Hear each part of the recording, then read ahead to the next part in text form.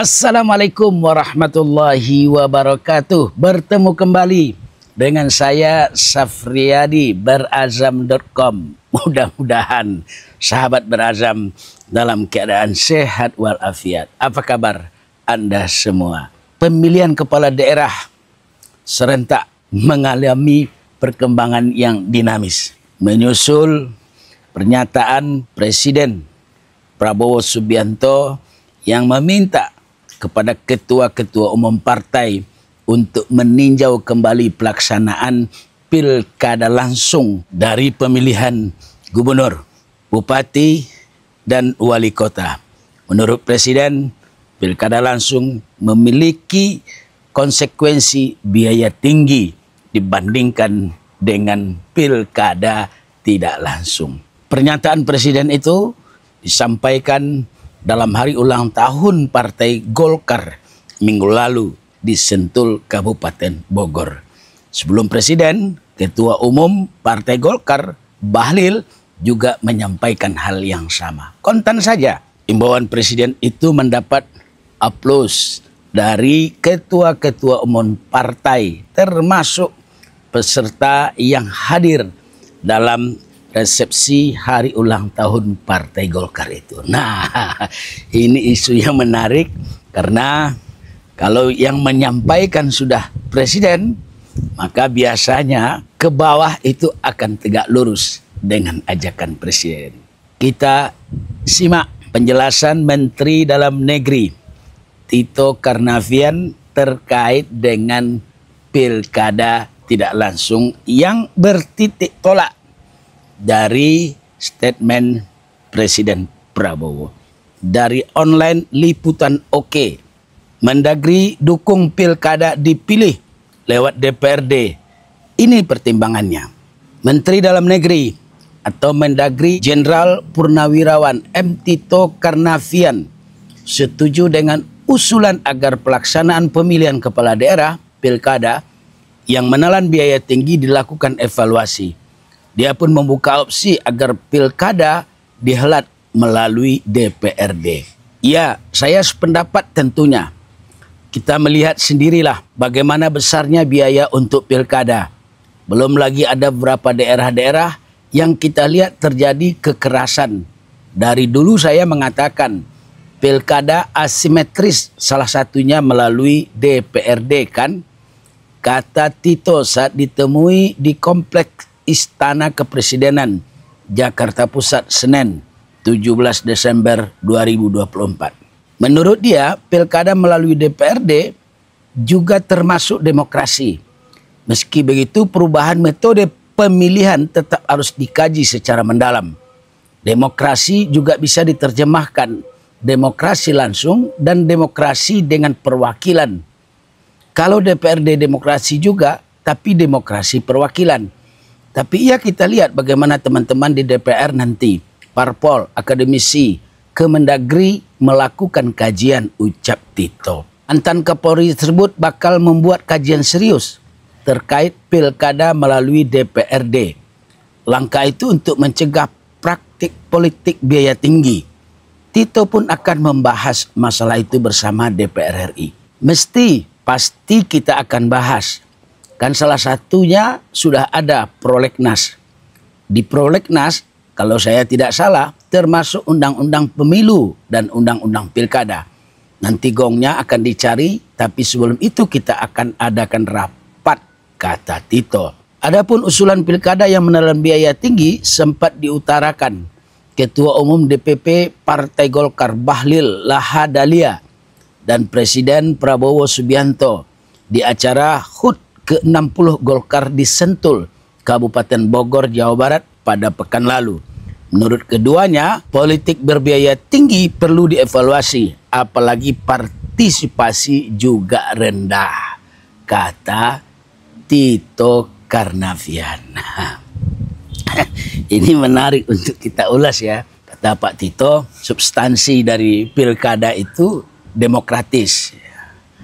Nah, demokratis itu bisa saja dilakukan melalui pilkada langsung, bisa juga melalui pilkada tidak langsung. Kalau kita mengacu kepada Undang-Undang Dasar 1945 pasal 18 itu jelas ada norma yang tegas menyatakan bahwa gubernur, bupati, wali kota dipilih secara demokratis. Dalam Undang-Undang Dasar ini itu tidak disebutkan mekanisme pemilihan secara demokratis.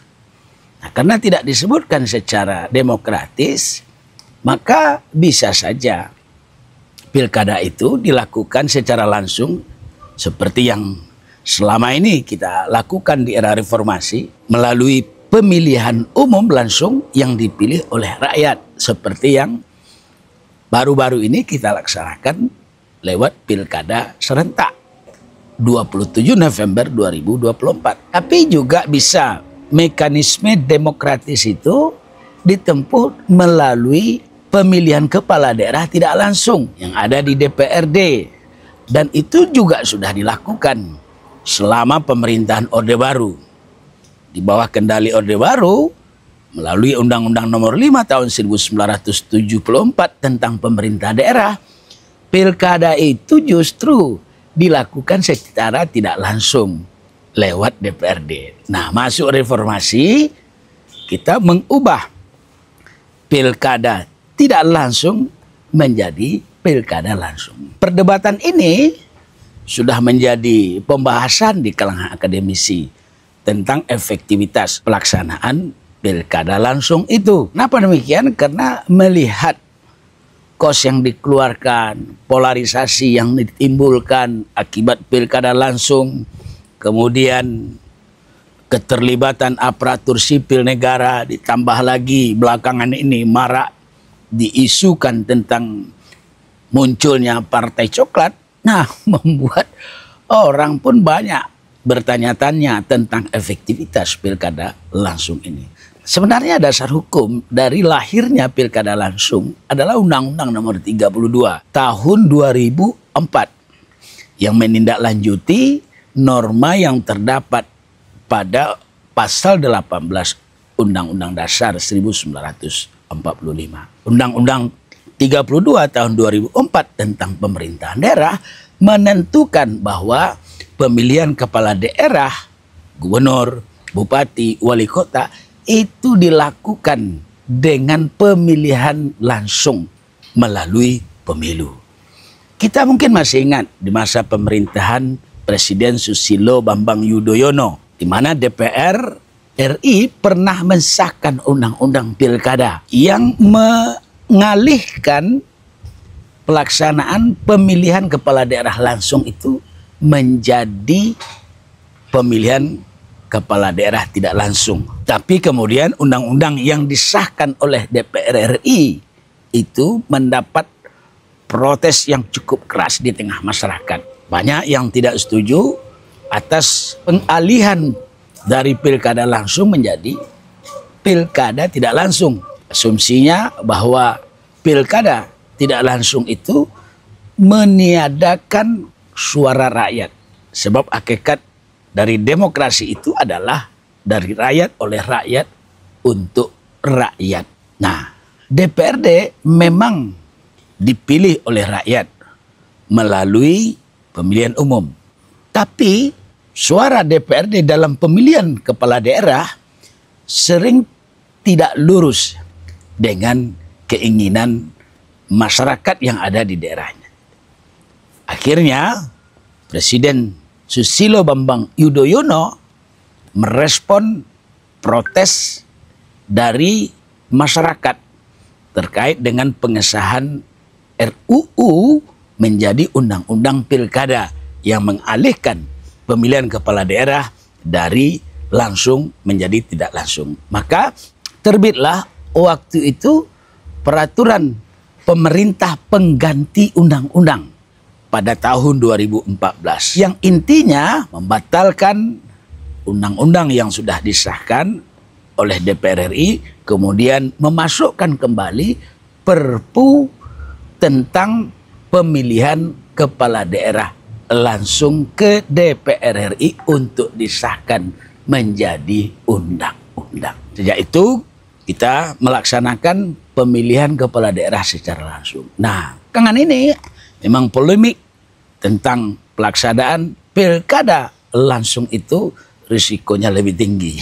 Nah, erat kaitannya dengan pernyataan Presiden yang kemudian ditindaklanjuti oleh Menteri Dalam Negeri Tito Karnavian, maka kuat dugaan saya pilkada tahun 2029 itu akan kembali dilakukan oleh DPRD, baik untuk pemilihan gubernur, bupati maupun wali kota. Kita lihat perkembangannya, apakah kita akan kembali ke pilkada tidak langsung atau tetap ke pilkada langsung. Kita tunggu hasil revisi undang-undang pilkada dalam prolegnas 2025. Apapun hasilnya, itulah solusi terbaik bagi demokrasi dan masa depan bangsa ini. Kita bertemu lagi pada edisi mendatang. Jangan lupa subscribe, berazam, like and share, nyalakan notifikasi YouTube Anda. Terima kasih. Wassalamualaikum warahmatullahi wabarakatuh.